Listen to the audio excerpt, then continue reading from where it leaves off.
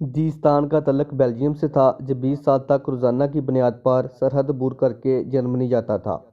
जो अपनी साइकिल पर सरहद अबूर करता, बॉर्डर पर बैठी फोर्सेस इनकी तलाशी लेती, सिवाय एक छापर जिसमें थोड़ी सी मिट्टी होती, इनके पास कुछ नहीं होता था। फोर्सेस मिट्टी से भरे हुए छापर को कंगालती और छोड़ देती। ये जिस रास्ते से जर्मनी दाखिल होता, वापस उस रास्ते से नहीं आता था। इनकी वफ़ात के बाद इनकी डायरी मिली, जिसके एक सफ़े पर यह बात लिखी हुई थी, मेरी बीवी भी ये बात नहीं जानती कि मैं 20 साल तक साइकिल स्मगलिंग करता रहा हूँ।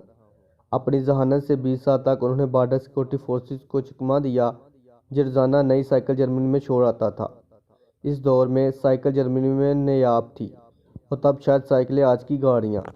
इनका ये मकूला मशहूर है कि अगर आप कामयाब होना चाहते हैं तो अपने दुश्मन के आगे ऐसे हदफ शो करें जो आपका हदफ नहीं है। इसकी आंखों में धूल झोंक कर अपने हदफ का ताक़ुब करें। इस शख्स को दुनिया का ज़हीन तरीन स्मगलर समझा जाता है।